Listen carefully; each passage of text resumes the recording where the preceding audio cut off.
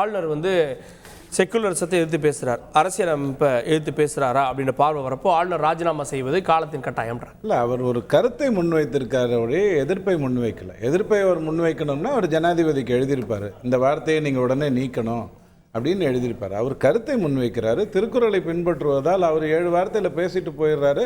நாம் 10 புத்தகங்கள் வைத்து அதுக்கு விளக்க உரை எழுதுகிறோம். ஏன்னா அவ்வளோ அழகாக தெளிவாக அழகாக நச்சுன்னு பேசிட்டு போகிறாரு. ஒரு விஷயம் சொல்கிறேன், இந்த செக்யூலியர் அப்படி ஏதாவது இப்போ பதநீர் உங்ககிட்ட கொடுத்தா சர்க்கரை இருக்கான்னு நீங்கள் கேட்பீங்கன்னா, பதநீர் ஏற்கனவே அதானப்பா, இதில் சர்க்கரையெல்லாம் போட மாட்டாங்கன்னு சொல்கிற மாதிரி. எதுக்கு எது ஒப்பீடு? நம்மளுடைய கான்ஸ்டியூஷனே செக்யூலர் தான், நம்ம இந்து தர்மமே செக்யூலர் தான்.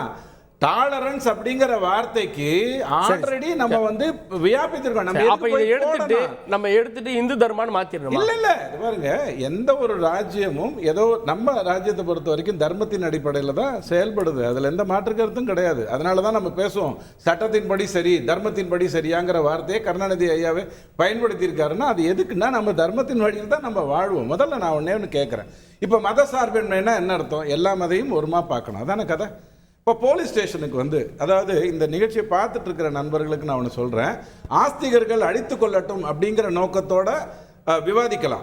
என்னுடைய கருத்தை நான் வைக்கிறது வந்து அந்த நோக்கத்தில் இல்லை. நான் வெறும் முரண்பாடு, அரசு எப்படி முரண்படுகிறது, திமுக எப்படி முரண்படுகிறது, காங்கிரஸ் எப்படி முரண்படுகிறதுங்கிறதுக்காக மட்டும் சொல்கிறேன். இப்போ ஒரு போலீஸ் ஸ்டேஷனில் வந்து ஒரு ஹிந்து பையன் ஒரு இஸ்லாத் பெண் எங்களுக்கு திருமணம் செய்து வைங்கன்னு சொல்கிறாங்க. அதே போலீஸ் ஸ்டேஷனில் 10 நிமிஷத்தில் ஒரு முஸ்லீம் பையன் ஒரு ஹிந்து பொண்ணு எனக்கு காதல் திருமணம் வைங்கன்னு சொல்றாங்க. ரெண்டுத்தையும் அந்த போலீஸ் ஸ்டேஷன் எப்படி பார்க்கும்ங்கிறத மக்கள் கிட்ட நான் விட்டுறேன். ரெண்டாவது அதெல்லாம் பார்க்கட்டும், அதெல்லாம்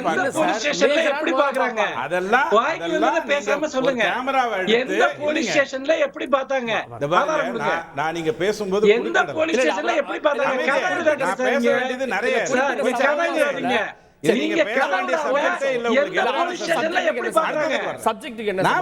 நீதிமன்றத்துக்கு போங்க. நீதிமன்றத்துக்கு போய் ஒரு பெண் என்ன சொல், ஐயா கொஞ்சம் அமைதியா நீதிமன்றம் போலீஸ் ஸ்டேஷன் ஆதாரம் இல்லாத கட்டுக்கதைகளை பேசாதீங்க. இங்க நான் நல்லா பேசுறேனா இல்லையாங்கறத நாடு நாளைக்கு வந்து சரித்திரத்துல பத்தி பேச நீதிமன்றத்துக்கு போறோம். பாருங்க, நான் உதாரணம் சொல்றேன். மத சார்பின்மைங்கிற வார்த்தையை நம்ம கடைபிடிக்கவே இல்லைங்கிறதுக்காக நான் சில உதாரணங்களை சொல்றேன். நீங்க முடிந்தா இந்த 2 கப்பல்ஸையும் போலீஸ் ஸ்டேஷனுக்கு அனுப்பல, பின்னாடியே ஒரு கேமரா அனுப்புங்க. என்ன நடக்குதுன்னு பாருங்க. நீதிமன்றத்துக்கு வாங்க. நீங்க கடைபிடிக்கல சார். ஏங்க நீங்க சும்மா ஒரு மனிதன் மரியாதை கொடுத்து பேசுங்க.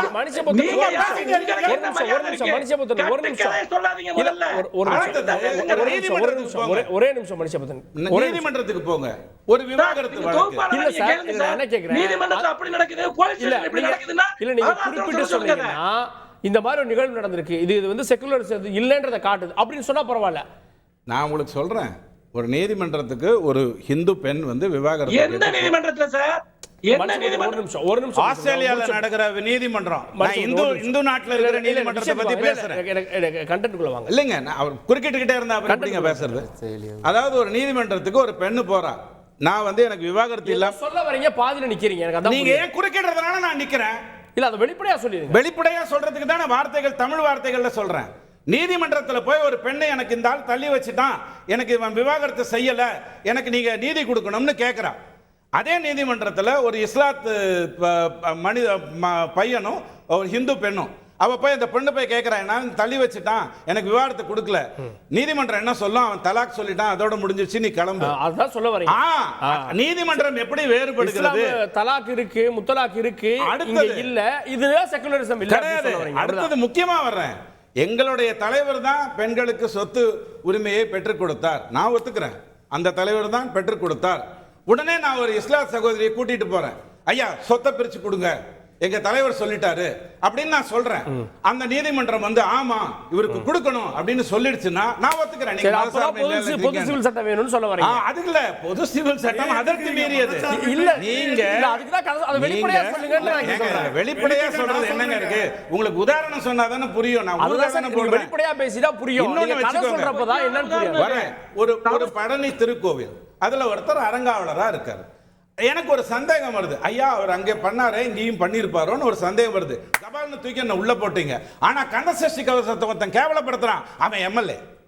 நீங்க மதசார்பின்மையை கடைபிடிக்கிறீங்களா அப்படின்னு நான் உங்ககிட்ட கேட்க விரும்புறேன். ஒரு நிமிஷம். சந்தேகத்தை கலப்புறதும் வதந்தி பரப்புறதும் வித்தியாசம் இருக்கு. இங்க பாருங்க, இவர் கந்தசஷ்டி கவசத்தை அசிங்கப்படுத்தினார். அவர் எம்எல்ஏ இவர் போய் ஒரு கருத்தை சொன்னார், அவர் உள்ள போறார். இதத்தான் உங்க மதசார்பு எங்க போச்சு சொல்றேன். நீங்க இன்னொரு டெங்கு மலேரியா எங்க போச்சு? இல்ல முக்கியமா டெங்கு மலேரியா மத துவேஷ பிரச்சனை இல்லை, மதத்தை பார்க்க கூடாதுங்கிறது தான் இந்து தர்மம். அதன் அடிப்படையில் பேசுறேன். சேகர் பாபு ஐயா என்ன சொல்றாரு, இத்தனை ஏக்கர் நிலத்தை நான் கொண்டு வந்தேன்.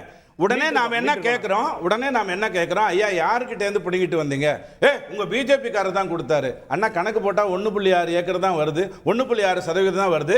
மீதி 98% யார் மறைத்தாங்க? சொல்ல மாட்டேன். ஏன்? அந்த மதத்தை சார்ந்தவர்களை நான் வெளிப்பட மாட்டேன். இதுதான் உங்களுடைய தர்மம்னு சொன்னா நான் அந்த இடத்துக்கு உள்ள வரேன். அந்த கிராமமே நீங்க அதுக்கப்புறம் என்ன சொல்றீங்க? கோவில் இஷ்யூவா இதை சுருக்குறீங்க? இல்ல, மதச்சார்பின்மையுடைய மதச்சார்பின்மை வேற்றும் நகைமுறையை அரசியலமைப்பில் இருக்கிறது. இது பொதுவானது, நம்ம அப்படி பேச வேண்டிய ஒண்ணு. நீங்க வெறும் கோவிலோட சுருக்குறீங்கன்னு நான் கேட்கிறேன். இல்ல, நான் பேசுறது எல்லாமே உங்க நகைமுறை. ஒன்றுக்கு ஒன்று நீங்கள் முரண்படுகிறீர்கள். ஒரு பிள்ளையார் சிலையை உடைத்தவர் என்னுடைய தலைவர் அப்படின்னு நீங்க சொல்றீங்க. அதே தைரியத்தை வேற ஏதாவது ஒண்ணுல காட்டு அப்படின்னு நான் சொன்னேன்னா நீங்க மறுப்பீங்க. நகைமுறையினுடைய உச்சகட்டம் நீங்க. நடைமுறையில செக்குலரிசம் இருக்கா? முரண்பாடு தானே இருக்கின்றார் மனுஷபுத்திரன்.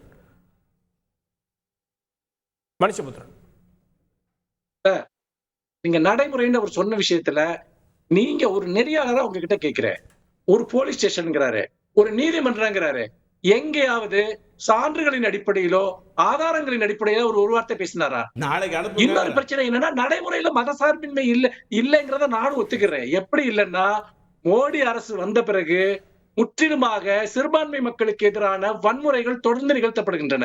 அதோடு அவர்களுக்கு எதிரான சட்டங்கள் தொடர்ந்து ஏற்றப்படுகின்றன. முற்றிலுமாக ஒரு இந்துத்துவா நேஷனலிசம், ஒரு இந்துத்துவா பெரும்பான்மைவாதம், அதை உருவாக்குவது மட்டும்தான் இவர்களுடைய நோக்கம்.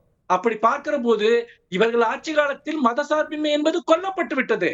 இவர்களுடைய ஆட்சி காலத்தில் மதசார்பினுடைய அடித்தளங்கள் தகர்க்கப்பட்டு விட்டன. அம்பேத்கருடைய பெயரை சொல்வதற்கு இவர்களுக்கு என்ன அருகதை இருக்கிறது? இவர்கள்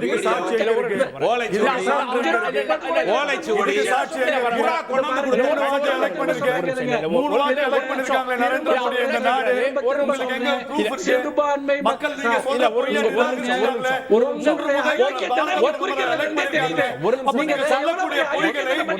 நிராகரித்து விட்டார்கள்.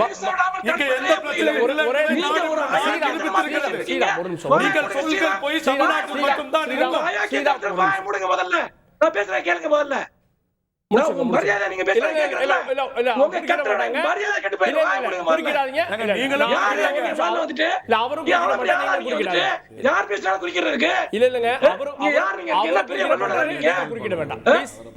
நீங்க திரும்ப திரும்ப சொல்றேன்.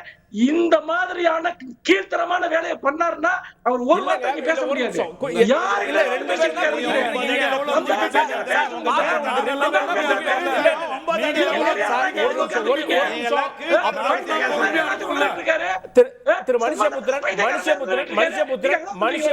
ரவிச்சந்திரன் பேசுறப்ப நீங்க பேசிட்டு இருந்தீங்க. தொடர்ந்து ஒரு நிமிஷம் ரவிச்சந்திரன் பேசுறப்ப நீங்க பேசுறீங்க. நீங்க பேசுறப்ப அவர் பேசினாரு. நான் பேச வேண்டாம். ரெண்டு பேரும் நான் நானும் வெளியே இருக்கேன், அருணும் வெளியே இருக்காங்க.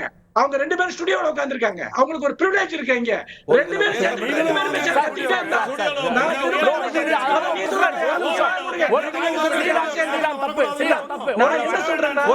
இந்த மாதிரி குறைந்தபட்சமான நீங்க விஷயத்துக்கு வாங்க.